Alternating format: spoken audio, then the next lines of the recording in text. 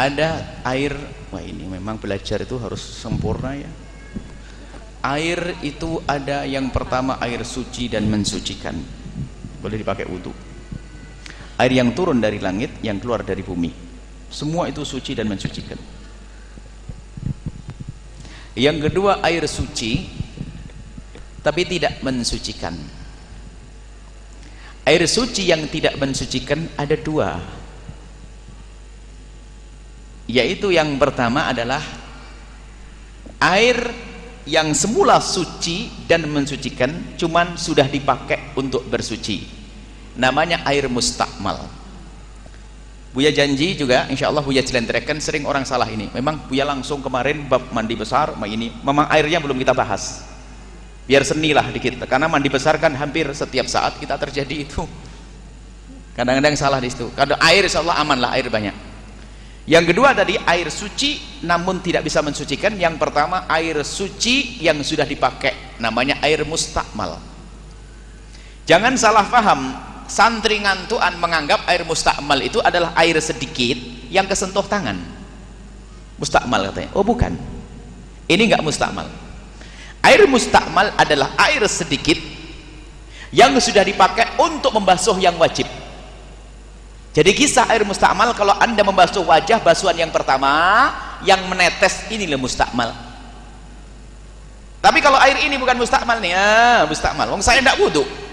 Mustakmal kan sudah dipakai untuk wudhu. Jadi sering orang salah paham. Dulu kan ada, kita pernah di suatu tempat dimarahi oleh satu orang, padahal dia yang salah, dibentak-bentak lagi saya. Ada bahasa Jawa itu padasan, yang tidak ngerti tidak ngerti. Yang ngerti padasan itu ada semacam kendi besar yang ada ini ya, biasa ditutup pakai sandal ya gitu. Saya tutup pakai tangan, memang sandalnya belum ada. Wah, dimarahi, mustakmal. Mustakmal bagaimana? Cuma nutup saja kok mustakmal? Goblok kau. Ya tahu yang goblok siapa ini. Maklum ngajinya ngantuan, anda aduk dengan kaki pun tidak akan jadi mustakmal itu air, karena anda bukan berbeda. Kalau air sedikit, anda setelah basuh wajah basuh tangan, bukan basuh tangan, setelah diangkat maka ini masalah mustakmal. Nanti insya Allah Buya jelentrehkan panjang lebar. Jadi ini enggak mustakmal, bisa dipakai wudhu, karena saya tidak berwudhu, ya enggak? Nah, permasalahannya tadi percikan yang pertama airnya mustakmal, tatonya percikannya masuk ke air ember yang sedikit. Bagaimana ini? Jadi itu bukan di ember, bukan air mustakmal. Yang mustakmal percikannya tadi. Di ember tidak disebut air mustakmal, akan tapi mungkin sekali menjadi air yang suci namun tidak mensucikan, jenis kedua. Air mustakmal selesai ya. Air yang suci namun tidak mensucikan, jenis kedua adalah air yang suci bercampur dengan sesuatu yang suci tapi bukan air yang mensucikan. Contoh, air ini bisa dipakai wudhu? Boleh. Kemudian anda kasih kopi pure, air kok suci atau tidak? Tapi tidak anda kasih sirup, nggak bisa. Anda kasih teh, suci atau tidak? Suci namun tidak mensucikan. Nah, pembahasannya di sini adalah air yang semula suci dan mensucikan ini, kalau kemasukan sesuatu akan berubah menjadi air suci tapi tidak mensucikan, dengan catatan perubahannya itu parah. Memang kalau belum waktunya agak bikin bingung, ada rentetannya sebenarnya. Perubahannya itu parah, perubahan benar-benar berubah parah. Maksudnya perubahan parah itu bagaimana? Perubahan parah itu artinya kalau ada orang baru suruh lihat pasti langsung tahu apa yang menjadikan berubah.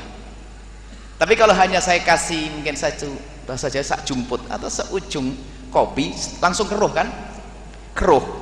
Cuman kalau dicari orang baru, kalau saya tahu saya yang nyampur kok. Anda ibu, bu tolong itu lihat air apa ini? Kok warnanya kayak kopi, kayak teh, apa ya? Dicium nggak ketemu, dirasain nggak ketemu, maka belum berubah. Biarpun warnanya sudah berubah. Karena orang yang baru tidak bisa mengenali perubahannya karena apa? Ini maksudnya. Jadi jangan setiap air, misalnya di kamar mandi airnya suci mensucikan, kemudian kemasukan sabun. Pernah ya, kalau zaman dulu kan baknya bukan pakai keran, itu bak, kemasukan sabun langsung keruh kan? Bisa dipakai wudu atau tidak? Tidak bisa dipakai wudu kalau perubahannya parah sekali. Lah bagaimana agar kita tahu perubahan parah? Ambil ibu satu bak, satu toples, Anda bawa ke sini, suruh nanya, Bu, Mbak, Dek, ini berubah karena apa? Nggak tahu apa ya, dicari nggak ketemu, berarti masih suci dan mensucikan. Kalau langsung sabun, nggak boleh dipakai wudu. Nah, saya akan masuk ke yang dipertanyakan.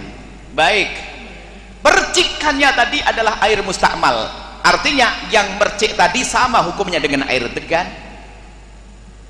sama dengan air mawar, sama dengan minyak wangi, sama dengan tepung. Artinya yang mercik tadi kalau bisa merubah, maka air yang di bak tidak boleh dipakai wudu. Cuman kan warna air yang memercik dan air yang ada di bak kan sama warnanya, ya enggak? Gimana bisa melihat perubahan? Kata ulama, berandai-andai. Kamu kira-kira yang mercik ke bak itu seberapa banyak? Anggap saja ya 2 mili atau 2 mili. Baik, 2 mili kamu ganti dengan sirup sampolai, sirup apalah, sampolai marak atau bukan? Kalau marak tak batalin, dihapus. Sirup al-bahjah. Baik, setelah 1 mili Anda masukkan ke bak, kau ternyata merubah, berarti bak tersebut nggak boleh dipakai wudhu lagi. Tapi kalau seandainya dicampur, enggak, masih bisa dipakai wudhu. Akhirnya repot banget ya. Berarti untuk membuatnya cari bak lagi, bak yang baru lagi untuk menghukumi air yang satu. Bak dikasih air, kok repot? Pakai wudhu aja bak yang baru. Nah, makanya kemudian pertanyaan, apakah wajib kita itu berijtihad semacam itu? Enggak wajib. Dalam dugaan saja. Dan dalam perkiraan percikan-percikan kecil itu adalah tidak banyak, nggak akan sampai merubah. Kecuali Anda wudhunya pas, di bawahnya adalah baknya. Nah itu, kalau percikan sebelah nggak kecil. Kecuali Anda wudhu langsung Anda tuangkan di bak, itu akan merubah. Kalau seandainya diganti dengan sirup akan merubah. Tapi kalau percikan sedikit, nggak usah kena was-was. Nggak usah kena was-was. Selesai ya? Nggak usah pusing. Wah, percikan langsung air sedikit. Bahkan jika Anda berwudu dengan air sedikit, boleh caranya ikhtirab begini loh ya. Airnya hanya 1 bak begini. Ini anggap saja bak. Saya buka sekali baknya. Bak kecil. Nah, saya wudu sah kok begini. Niat ikhtirab, niat mengambil. Jadi waktu saya masukkan tangan ke air ini untuk niat 1, sah. 2, bahkan waktu tangan pun saya ngambil tangan di sini niatnya niat menciduk, bukan niat membasuh tangan, niat menciduk. Ada enggak sisa air yang di tangan? Masuk nggak apa-apa, disebut para ulama. Masukkan tangan ke sini nggak apa-apa. Maka jangan kena penyakit was-was. Selesai? Nggak usah dipikirin. Bahkan ini saya wudhu gini sah kok. Tapi jangan di atasnya. Oh, bukan di atasnya. Saya menciduk dengan niat ikhtirab, niat menciduk. Baru saya masukkan tangan saya. Pasti ada tetesan-tetesan yang masuk kan? Pasti. Tapi nggak dipikirin oleh para ulama. Jangan dibikin susah urusan ibadah semacam ini. Ini saja insya Allah. Jadi nggak apa-apa, jangan dipikirin. Percikan-percikan sedikit nggak terlalu berarti. Tetap suci dan mensucikan. Anda boleh wudhu dengan itu dan jangan kena penyakit was-was. Anda baca agar paham bab ikhtiraf. Bab ikhtiraf, bab menciduk air waktu berwudhu di air yang wadahnya kecil. Nggak harus mengalir begini. Boleh kok, jadi dari bak boleh. Jadi pegang kan, nggak bisa disakui. Pegang. Saya begini boleh. Baknya kecil, karena nggak ada lubangnya, sini repot.